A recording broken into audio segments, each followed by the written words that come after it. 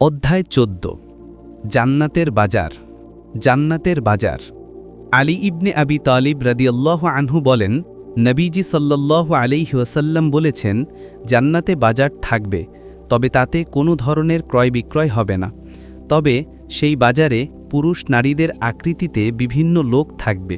যদি কোনো পুরুষ কোনো হরিণকে কামনা করে, তাহলে সে সেখানে প্রবেশ করবে। জান্নাতে বিভিন্ন হুর রমণীরা থাকবে। হুর রমণীরা এমন আওয়াজ করবে যা পৃথিবীর কেউ কোনোদিন শোনেনি।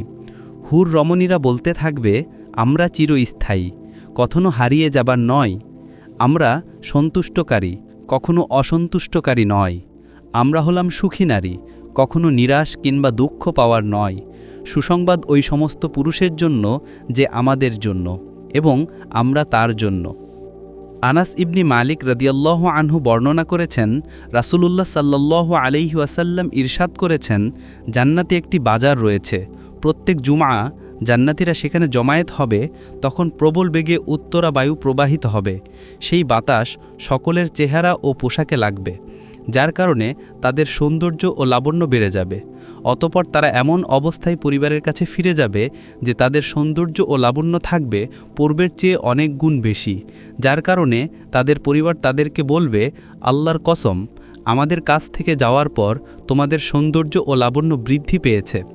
তখন জান্নাতীরা বলবে, আল্লাহর কসম, আমাদের অবর্তমানে তোমাদের সৌন্দর্য ও লাবণ্য অনেক গুণ বৃদ্ধি পেয়েছে। আনাস ইবনি মালিক বলেন, জান্নাতীরা বলবে, আমাদেরকে বাজারের দিকে নিয়ে চলো। তাদেরকে জান্নাতে অবস্থিত একটি বালুর টিলার দিকে নিয়ে যাওয়া হবে।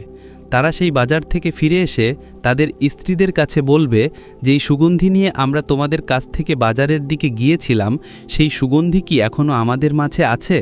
তখন তাদের স্ত্রীরা জবাব দিবে, তোমরা আমাদের থেকে যে সুঘ্রাণ নিয়ে বাজারে গিয়েছিলে, সেই সুঘ্রাণ এখনও তোমাদের মাঝে বিদ্যমান রয়েছে, বরং আরও বৃদ্ধি পেয়েছে। আনাস ইবনে মালিক থেকে বর্ণিত, রাসূল সাল্লাল্লাহু আলাইহি ওয়াসাল্লাম বলেন, জান্নাতে মিশকের ঘরানের মতো একটি বাজার আছে, যে বাজারে জান্নাতীরা ঘুরতে যাবে। অতঃপর আল্লাহ তাআলা সে বাজারে সুগন্ধিময় বাতাস প্রেরণ করবেন। ঘোরাফেরা শেষ করে যখন জান্নাতীরা বাসায় ফিরবে, তখন তাদের স্ত্রীরা বলবে, আহা, তোমরা কি অপূর্ব সুগন্ধি নিয়ে এসেছ, এখন তোমরা আমাদের কাছে আরও সুন্দর হয়ে গেলে। পুরুষেরাও তাদের স্ত্রীদেরকে বলতে থাকবে, তোমাদেরকেও আরও বেশ সুন্দরী লাগছে। অন্য সনদে আছে, আনাস ইবনি মালিক রাদিয়াল্লাহু আনহু বলেন, রাসূল সাল্লাল্লাহু আলাইহি ওয়াসাল্লাম বলেছেন, জান্নাতে একটি বাজার থাকবে। প্রত্যেক জুমআয় জান্নাতি লোকেরা এতে একত্রিত হবে। তখন উত্তর দিকের বায়ু প্রবাহিত হয়ে সেখানকার ধুলোবালি তাদের মুখমণ্ডল ও পোশাক পরিচ্ছদে গিয়ে লাগবে। এতে তাদের সৌন্দর্য এবং শরীরের রং আরও বেড়ে যাবে। তারপর তারা স্ব পরিবারের কাছে ফিরে আসবে। এসে দেখবে তাদের শরীরের রং ও সৌন্দর্যও বহু বৃদ্ধি পেয়েছে। এরপর তাদের পরিবারের লোকেরা তাদেরকে বলবে, আল্লাহর কসম, আমাদের নিকট হতে যাওয়ার পর তোমাদের সৌন্দর্য বৃদ্ধি পেয়েছে। উত্তরে তারাও বলবে, আল্লাহর কসম, তোমাদের শরীরের সৌন্দর্য তোমাদের নিকট থেকে যাওয়ার পর বহু বৃদ্ধি পেয়েছে। অন্য সনদে আছে, আনাস ইবনি মালিক রাদিয়াল্লাহু আনহু বলেন, রাসূল সাল্লাল্লাহু আলাইহি ওয়াসাল্লাম বলেছেন, জান্নাতে একটি বাজার থাকবে। প্রত্যেক জুমআয় জান্নাতি লোকেরা এতে একত্রিত হবে। তখন উত্তর দিকের বায়ু প্রবাহিত হয়ে সেখানকার ধুলোবালি তাদের মুখমণ্ডল ও পোশাক পরিচ্ছদে গিয়ে লাগবে। এতে তাদের সৌন্দর্য এবং শরীরের রং আরও বেড়ে যাবে। তারপর তারা স্ব পরিবারের কাছে ফিরে আসবে। এসে দেখবে তাদের শরীরের রং ও সৌন্দর্য বহু বৃদ্ধি পেয়েছে। এরপর তাদের পরিবারের লোকেরা তাদেরকে বলবে, আল্লাহর কসম, আমাদের নিকট হতে যাওয়ার পর তোমাদের সৌন্দর্য বৃদ্ধি পেয়েছে। উত্তরে তারাও বলবে, আল্লাহর কসম, তোমাদের শরীরের সৌন্দর্যও তোমাদের নিকট থেকে যাওয়ার পর বহু বৃদ্ধি পেয়েছে। জুহরি রাহিমাহুল্লাহ বলেন, জান্নাতের বাজার কাপুরের সুগন্ধিময় একটি টিলাতে থাকবে। সাঈদ ইবনুল মুসাইয়িব রাহিমাহুল্লাহ বলেন, তিনি আবু হুরায়রা রাদিয়াল্লাহু আনহুর সাথে দেখা করলে তিনি বললেন, আমি আল্লাহ তাআলার নিকটে প্রার্থনা করছি, তিনি যেন আমাকে ও তোমাকে জান্নাতের বাজারে একত্র করেন। সাঈদ ইবনুল মুসাইয়িব রাহিমাহুল্লাহ প্রশ্ন করেন, জান্নাতে কি বাজারও আছে? তিনি বললেন, হ্যাঁ, রাসূলুল্লাহ সাল্লাল্লাহু আলাইহি ওয়াসাল্লাম আমাকে জানিয়েছেন যে জান্নাতীরা জান্নাতে গিয়ে নিজ নিজ আমলের পরিমাণ ও মর্যাদা অনুযায়ী সেখানে জায়গা বা মর্যাদা পাবে। তারপর দুনিয়ার সময় অনুসারে জুমআর দিন তাদেরকে তাদের রবের দর্শনের অনুমতি দেয়া হবে এবং তারা তাদের রবকে দেখতে আসবে। তাদের জন্য তার আরশ প্রকাশিত হবে। জান্নাতের কোনো এক বাগানে তাদের সামনে তাদের প্রভুর প্রকাশ ঘটবে। তাদের জন্য নূর, মণিমুক্তা, পদ্মরাগমণি, জমরুদ ও সোনারূপা ইত্যাদির মিম্বারসমূহ রাখা হবে। তাদের মধ্যকার সবচাইতে নিম্ন স্তরের জান্নাতীয় মিশকের ও কপ্পুরের শপের উপর আসন গ্রহণ করবে, তবে সেখানে কেউ হিন্নিচ হবে না। মিম্বারে আসীন ব্যক্তিগণকে তারা তাদের চাইতে শ্রেষ্ঠ বা উৎকৃষ্ট ভাববে না।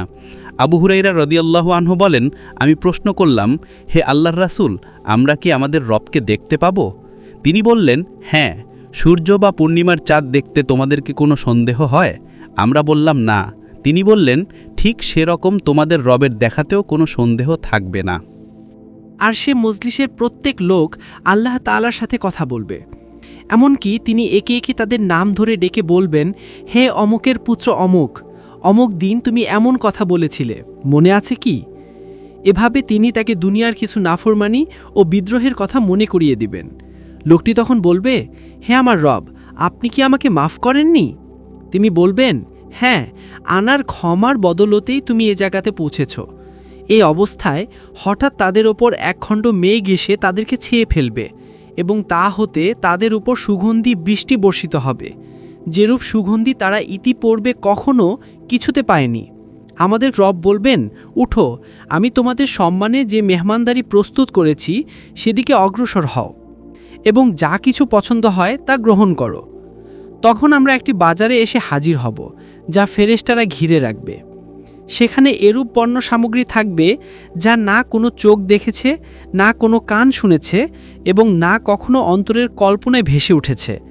আমরা সেখানে যা চাইব তাই তুলে দেয়া হবে, তবে বেচা কেনা হবে না। আর সে বাজারে জান্নাতীরা একে অপরের সাথে দেখা করবে। উচ্চ মর্যাদা সম্পন্ন জান্নাতি সামনে এগিয়ে তার চাইতে অল্প মর্যাদাবান জান্নাতির সাথে দেখা করবে, তবে সেখানে তাদের মধ্যে উঁচু নিচু বলতে কিছু থাকবে না। তিনি তার পোশাক দেখে অস্থির হয়ে যাবেন। এ কথা শেষ হতে না হতেই তিনি মনে করতে থাকবেন যে তার গায়ে আগের চাইতে উত্তম পোশাক দেখা যাচ্ছে। আর এরূপ এজন্যই হবে যে সেখানে কারো দুঃখ, কষ্ট বা দুশ্চিন্তা স্পর্শ করবে না।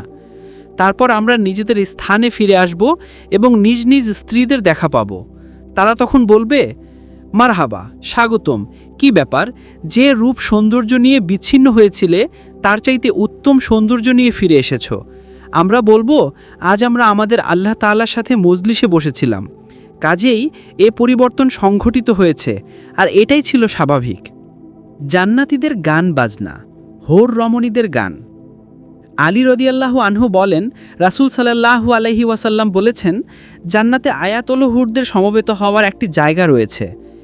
সেখানে তারা এমন সুরিলা আওয়াজে গান গাইবে যেমন আওয়াজ কোনো মাখলুক ইতিপূর্বে কখনো শোনেনি। তারা এই বলে গান গাইবে, আমরা তো চিরসঙ্গিনী, আমাদের ধ্বংস নেই, আমরা তো আনন্দ উল্লাসের জন্য, দুঃখ কষ্ট নেই আমাদের, আমরা চিরসন্তুষ্ট, আমরা কখনো অসন্তুষ্ট হব না। তাদের কতই না সৌভাগ্য যাদের জন্য আমরা এবং আমাদের জন্য যারা। আনাস ইবনে মালিক রাদিয়াল্লাহু আনহু বলেন, রাসূল সাল্লাল্লাহু আলাইহি ওয়াসাল্লাম বলেছেন, জান্নাতের হুর রমণীরা খুব সুন্দর এবং মৃদু কণ্ঠে গান গাইতে থাকবে। তারা বলবে, আমরা সুন্দরী এবং ভালো নারী, আমাদের সম্মানিত স্বামীদের জন্য লুকিয়ে রাখা হয়েছিল। গাছ এবং গায়িকাদের গান। সাঈদ ইবনে আবি আইয়ুব বলেন, একজন কুরাইশি ইবনে শিহাব রাহিমাহুল্লাহকে জিজ্ঞেস করলেন, আচ্ছা, জান্নাতে কি গায়ক গায়িকা থাকবে? আমার তো গান খুব প্রিয়। জবাবে তিনি বললেন, ওই সত্তার শপথ করে বলছি যার হাতে আমি ইবনে শিহাবের জীবন, জান্নাতে একটি গাছ থাকবে, তার ফলগুলো হবে লুলুইয় এবং জাবারজাদের। সেই গাছের নিচে সুন্দরী কুমারীরা বসে বসে হৃদয়ে ছোঁয়া গান গাইতে থাকবে। গানের সুরে সুরে বলতে থাকবে, আমরা হলাম সৎ চরিত্র ও সুন্দরীর দল, সম্মানিত সম্প্রদায়ের স্ত্রী, যে স্ত্রীরা শীতল নজরে দৃষ্টিপাত করে। তারা গানে গানে আরও বলবে, আমরা চিরদিন থাকব, কখনো ধ্বংস হব না, আমরা সন্তুষ্ট চিত্ত থাকব, কখনো রাগান্বিত হব না। যখন সেই বৃক্ষ গায়িকাদের গান শুনবে, তখন বৃক্ষটির একটি ডাল অপরটির সাথে সংমিশ্রণ হয়ে অনেক সুন্দর আওয়াজ করতে থাকবে। সে সময় কুমারীরা বলবে, গাছের আওয়াজ অনেক সুন্দর, নারী কুমারীদের গান অনেক সুন্দর হবে। খালিদ ইবনে ইয়াজিদ রাহিমাহুল্লাহ বলেন, জান্নাতে খুব সুন্দর হুর রমণী থাকবে, যারা মৃদু কণ্ঠে স্বামীদেরকে গান গেয়ে শোনাবে। তারা গাইতে থাকবে, আমরা হলাম সুন্দর নারী, সুখে রাখি প্রিয়তমদের, আলতো সোহাগে জয় করে রাখব স্বামীদের মন। আমাদের নির্ধারণ করা হয়েছে নবযুবক স্বামীদের জন্য। আমরা চিরস্থায়ী, কখনো হারিয়ে যাবার নয়। আমরা নিয়ামত প্রাপ্তা, কখনো নিরাশ হবার নয়। আমরা সন্তুষ্ট হবার, কখনো অসন্তুষ্ট হবার নয়। আমরা হলাম সর্বদা অবস্থানকারী, কখনো দূরে থাকার নয়। তাদের সিনায় লেখা থাকবে, তুমি জীবিত, আমি তোমার ভালোবাসার প্রিয়তমা। আমি তোমার কাছে সঁপে দিলাম। আমার সমস্ত ভালোবাসা একমাত্র তোমার জন্য। আমার চোখ তোমার মতো আর কাউকে খুঁজবে না। আমি তোমারই হয়ে রব জনম জনম। আল্লাহ তাআলার বাণী। যারা বিশ্বাস স্থাপন করেছে ও নেক আমল করেছে তারা জান্নাতে সমাদরিত হবে। সূরা রুম 15 নম্বর আয়াত। এই আয়াতের ব্যাখ্যাতে ইবনে কাসির রাহিমাহুল্লাহ বলেন, এখানে জান্নাতের গান এবং মজা মাস্তি উদ্দেশ্য। জান্নাতীদেরকে ইসরাফিল আলাইহিসসালাম গান গেয়ে শোনাবেন। আউজাঈ রাহিমাহুল্লাহু বলেন, মহান আল্লাহ তাআলা ইসরাফিল আলাইহিসসালাম থেকে সুন্দর আওয়াজকে অনেক সুন্দর করে সৃষ্টি করেছেন। তার এক ধরনের মায়া লুকায়িত আছে। তার আওয়াজের মতো এত সুন্দর আর কোনো আওয়াজ সৃষ্টি করেননি। আল্লাহ তাআলা ইসরাফিল আলাইহিসসালামকে জান্নাতীদেরকে গান গেয়ে শোনাতে আদেশ করবেন। তিনি জান্নাতীদেরকে মধুর কণ্ঠে গান গেয়ে শোনাবেন। হৃদয়ে কারা মৃদু আওয়াজ। আবি লুবাবা রাহিমাহুল্লাহ বলেন, জান্নাতের মধ্যে কিছু গাছ আছে যার ফল হবে ইয়াকুত এবং লুলু ও জাবারদাজের। এরপরে সেখানে আল্লাহ তাআলা একটি বাতাস প্রেরণ করবেন, যে বাতাস জান্নাতের ফলের সাথে মিলে একাকার হয়ে একটি আওয়াজ সৃষ্টি হবে, যে আওয়াজটা অনেক মধুর এবং আরামদায়ক হবে।